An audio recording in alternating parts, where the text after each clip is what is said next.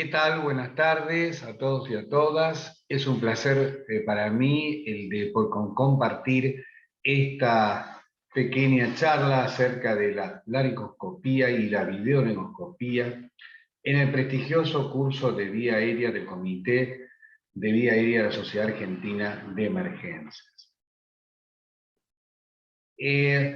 Para tener éxito en una laringoscopía debemos de tener en cuenta estos 7 muy importantes puntos. El primer punto es tener experiencia. Es decir, tenemos que practicar en primer lugar con simuladores. Luego tenemos que encontrar un buen instructor que nos enseñe en los pacientes, que nos guíe este procedimiento y tomar un número suficiente de procedimientos para tener experiencia. El segundo punto es que si el paciente puede recibir bloqueantes neuromusculares, la parálisis ayuda a la laringoscopía. En primer momento, porque inhibe el reflejo del vómito. Y en segundo lugar, produce una reducción de las cuerdas vocales y justamente nos enfrenta y nos ofrece una muy buena visualización del orificio glótico cuando el paciente se encuentra paralizado. Luego tenemos que ver y obtener una excelente posición, optimizar la posición. Y lo que vamos a aprender es justamente identificar y colocar al paciente en lo que se llama el eje oído externo. Mi gran maestro de vía aérea me enseñó hace muchos años que mejoraba la visualización del orificio glótico el manejo externo de la laringe. También tenemos que saber elegir en cada caso la rama de laringoscopio adecuada, así como también el tipo de rama. Y por último, vamos a charlar acerca de los secretos de la intubación. Este trabajo, publicado en 2003 por mi amigo Richard Levitan, realizado en cadáveres frescos, es de excelencia para entender cómo podemos obtener una buena posición para mejorar la visualización del orificio glótico. Estos cadáveres fueron colocados en 3 diferentes posiciones, con la cabeza en la camilla, con una elevación media de 8 centímetros de la cabeza, y por último con elevación plena de la cabeza, obteniendo lo que se llama el eje oído externo. Aquí encontramos a mi amigo Richard Levitan con justamente la elevación intermedia. Si yo elevo intermediamente y no puedo alinear el oído con el esternón, no voy a poder visualizar adecuadamente el orificio glótico. En cambio, si yo elevo, fíjense, oído externo, voy a poder mejorar. Y fíjense que esta sería la posición adecuada, donde se eleva bien la cabeza, obteniendo una excelente posición oído externo. Y fíjense qué es esto, la radioscopía inicial se debe a una posición baja o intermedia de la cabeza.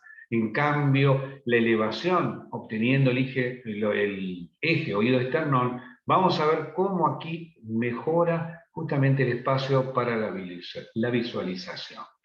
Y otro acá justamente que nos enseña esta imagen es que luego que realizo la laringoscopía y justamente voy por encima de la epiglotis hacia la aurícula con la rama curva, tengo que hacer justamente fuerza hacia el cenit. Esa fuerza hacia el cenit permite entonces que la epiglotis se pegue justamente a la pala del laringoscopio curvo y de esa forma desobstruya la visión del orificio glótico, como se ve en esta imagen. Aquí encontramos que elevando la cabecera de la cama del paciente vamos a tener una excelente posición oído-esternón, y en el paciente con trauma y que se encuentra empaquetado, fíjense que también lo podemos hacer con Trendelenburg invertido. En los pacientes obesos tenemos que empezar desde la región lumbar. Fíjense aquí, si vamos a intubar con la cabeza pegada a la camilla, realmente va a estar desalineado y no vamos a poder. Y otro tema, la lengua va a caer por la gravedad y va a impedir también que podamos hacer una laringoscopía correcta. En cambio, aquí de esta forma obtenemos oído externo. Otro de los errores comunes es justamente el operador, cuando tenemos posibilidad de lesión cervical, que vamos a hacer la inmovilización manual, que ponga el pulgar justamente del maxilar, que cuando yo quiero colocar el laringoscopio no permite su apertura. Fíjense cómo debería ser la parte correcta. Y yo les aconsejo que siempre este operador esté en oposición, está digamos, enfrentando al operador que va a intubar, porque si nos ponemos al lado, realmente vamos a incomodarlo en el procedimiento. Este trabajo, también muy interesado, publicado por neurocirujanos en el 2016, 14 cadáveres fueron sometidos a 3 intubaciones usando laringoscopios con detección de la fuerza, mientras que el movimiento de la columna se registró con fluoroscopía lateral. A nivel de la lesión se observó que no hubo relación entre la fuerza del laringoscopio y el movimiento del segmento cervical lesionado. Con lo cual, podemos decir, y también sabiendo que en la bibliografía, que el deterioro neurológico luego de una lesión, digamos, cervical es muy poco frecuente, el 0,3%.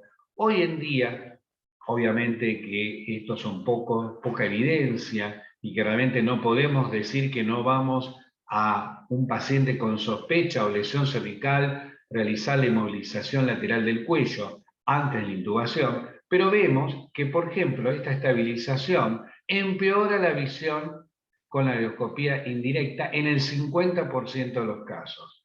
Tenemos tiempos de intubación más largos e intentos fallidos de intubación más frecuentes, que paradójicamente pueden conducir a más movimientos de intubación. Entonces yo digo, si yo tengo más intentos, más fracasos y más muevo la columna, no sé qué es peor, el remedio o la enfermedad. Pero en este momento podemos saber que justamente que tenemos que pensar que tenemos que continuar porque no hay evidencia suficiente para dejar de estabilizar la columna. Otro de los enemigos en la intubación es el ensuciamiento de las vías respiratorias con vómitos, secreciones, sangre, que redujo el éxito del primer paso durante la intubación de emergencia. Esta reducción se vio tanto con laringoscopía directa como con videolaringoscopía. Entonces, ¿qué se dice? Hoy en día podemos decir que tendríamos que conseguir elementos de succión gruesos como hay en quirófano y utilizar dos. Uno, lo aconsejamos que si hay mucha secreción, vómitos o sangre, colocarlo del lado izquierdo del laringoscopio en forma de aspiración continua. Y el otro, utilizar nuestra mano derecha e ir puntualmente viendo la secreción o la sangre para hacer la limpieza. Es fundamental tener una buena visualización y una vía aérea limpia. Vamos a ver entonces que aquí vamos a comenzar con la endoscopía. Primera, vamos a tomar con 3 dedos suavemente, despacito, el laringoscopio. Vamos a introducir la lengua, vamos a girarla hacia la derecha. Vamos a poner el laringoscopio hacia la derecha, luego para poder entonces la pala del laringoscopio girarla hacia la izquierda y desobstruir, digamos, la lengua de la visión del orificio glótico en búsqueda de la úvula. La úvula es nuestra gran amiga que va a señalar la epiglotis. Una vez que veo la epiglotis, cambio, digamos, cómo sostengo yo el laringoscopio, el mango del laringoscopio, y voy por encima, fíjense aquí está la epiglotis, por encima de la epiglotis, porque si voy después a jalar hacia el cenit, voy a pegar la epiglotis con la parte inferior del laringoscopio y eso va a destruir la vía aérea. Entonces vamos a tener nuestra gran amiga que va a ser la úvula que va a señalar la epiglotis. Fíjense, oído esternón, vamos a tomar en esta simulación un laringoscopio y vamos a mostrar, primero siempre vamos a buscar hacia la úvula. La úvula que es nuestra amiga que va a señalar entonces justamente la epiglotis. Vamos a ir por encima de la epiglotis y vamos a jalar hacia el cenit. De esa forma vamos a obtener una buena técnica y una buena visualización de la vía aérea. Aquí observamos, entonces abrimos la boca, vemos la úvula que señala, a la epiglotis. Vamos por encima de la epiglotis y fíjense cómo vemos las cuerdas vocales y voy a intubar. Si cuando voy intubando yo, ingresando, se traba, yo voy a girar hacia la derecha el tubo, digamos a favor de las agujas del reloj, justamente para que ingrese el tubo sin ningún tipo de dificultad. Ahora vamos a ver el manejo externo de la laringe. Yo estoy haciendo laringoscopía y estoy viendo grado 4 o 3. ¿Cómo puedo transformar un grado 4 o 3 en un grado 2 o 1? Manipulando la laringe externamente. Entonces estoy viendo aquí haciendo laringoscopía, voy a colocar mi mano sobre la laringe, sobre el cuello, manipulando la laringe. Y de esa forma paso de grado 3 o 4 al 2 o al 1. Cuando veo eso, llamo al operador que le voy a decir, poné la mano acá, dejala fija ahí, no la muevas, no la saques, ahí déjalo, segundo operador, la mano, nunca yo saco la visión de orificio glótico, me pasa el tubo y yo ahí entonces procedo a la intubación. Mi gran maestro decía que siempre, independientemente que sea la vía aérea difícil o no, antes de la intubación manipulemos justamente la laringe en forma externa, que siempre vamos a optimizar mejor la visión del orificio glótico. Ahora vamos a ver la elección de una apropiada rama del laringoscopio y el tipo de rama. Vamos a ver que siempre que voy a elegir las ramas, voy a tratar de elegir la rama más larga. ¿Por qué? Porque si elegí la número 4 y realmente me pasé, la saco un poquito y no hay ningún inconveniente. Pero si elijo una 3 que es corta, voy a tener que salir de la boca, justamente que a lo mejor tuve una excelente visualización del orificio glótico y cambiar justamente la pala. Fíjense que hay dentro de las palas de, digamos, curvas, denominada de Macintosh, hay dos modelos, está el americano y el alemán.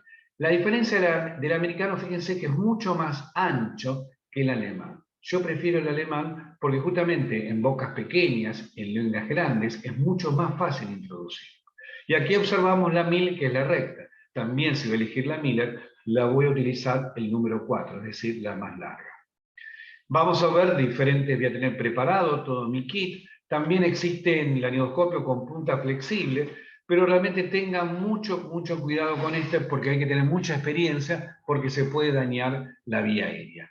Y aquí encontramos el gran secreto. Si yo voy a hacer la laringoscopía con el recto, yo siempre voy a trabajar de esta mitad hacia la derecha de la boca. ¿Por qué? Porque tengo que entrar apuntando hacia el hombro derecho, barrer la lengua de la derecha a izquierda y justamente para que se caiga de este lado y me permita ver el orificio glótico. Otro secreto, como voy a trabajar muy pegado del lado derecho, voy a decir a un segundo operador que tire hacia la derecha la comisura de la boca. En cambio, si yo entro muy medialmente, fíjense que la lengua se divide en dos partes, de un lado para el otro, y me va a dificultar la visualización y la colocación del tubo. Y si me voy a la izquierda, no voy a poder colocar el tubo porque voy a tener obstruyéndome justamente la entrada y la visión, la lengua. Perfecto. ¿Cuándo voy a utilizar digamos, el recto? Siempre aconsejo empezar con el curvo. ¿Cuándo la rama curva? ¿Cuándo utilizar el recto? Fíjense que justamente esta es la maniobra. Cuando yo coloco, digamos, la curva, voy a llegar justamente al ligamento, a la varécula, y este ligamento, cuando lo toca, se va a hacer que se acorte el ligamento y justamente al cortar se va a elevar la epiglotis. Al elevar la epiglotis me va a permitir ver el orificio glótico. Cuando yo estoy en el grado 3A y no puedo lograr levantarlo, yo puedo colocar una bujía por aquí atrás que va a entrar perfectamente al orificio glótico. La bujía obviamente que va a entrar en forma ciega, es decir, a ciegas. Pero si yo tengo el grado 3B, vamos a observar que voy a intentar y no lo voy a poder hacer, pero justamente la epiglotis, la punta de la epiglotis va a estar caída. Con lo cual, si yo coloco una bujía por este lado, va a ir hacia el esófago. Entonces, en el 3B es ideal para colocar que justamente un recto que vaya por debajo y la levante la epiglotis. Porque acuérdense que la técnica del recto es por debajo de la epiglotis y levantarla. Y esto va a ser la indicación. La otra indicación, vamos a ver este tipo de epiglotis que se llama en omega. son muy largas y de esta forma, con lo cual yo nunca voy a poder ir por arriba con la rama curva del laringoscopio, voy a tener que ir utilizando por abajo el recto.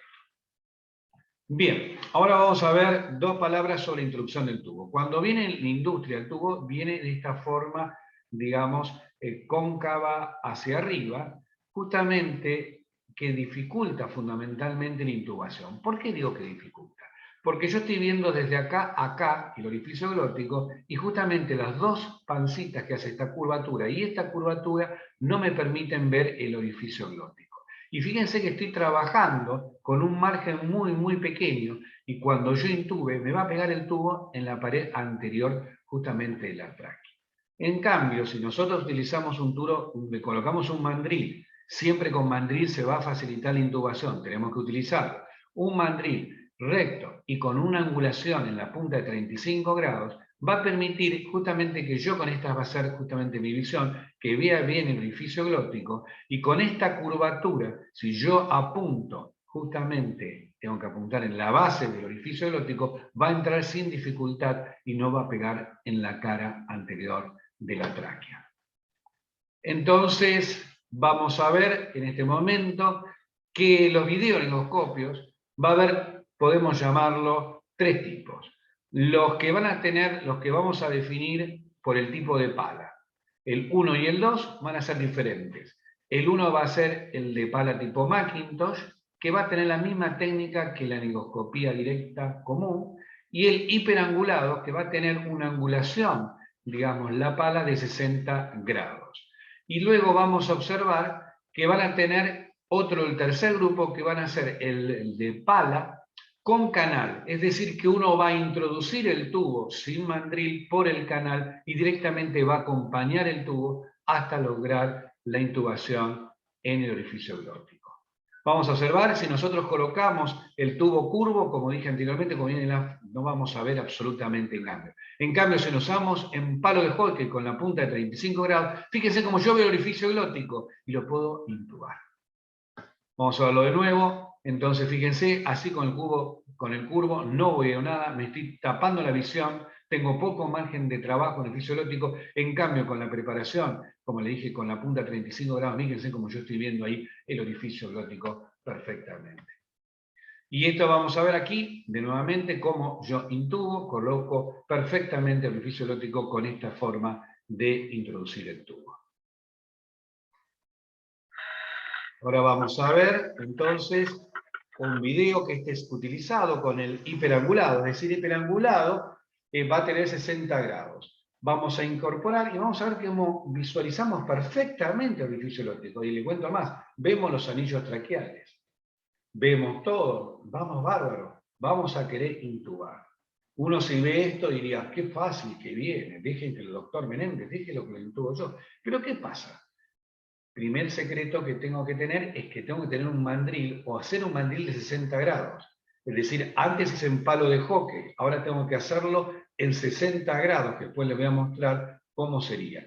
Ahora no lo pongo, salí de nuevo, lo puse el mandril de 60 grados y veo que también, aunque esté en 60 grados, yo no lo puedo intubar. No me permite el ángulo.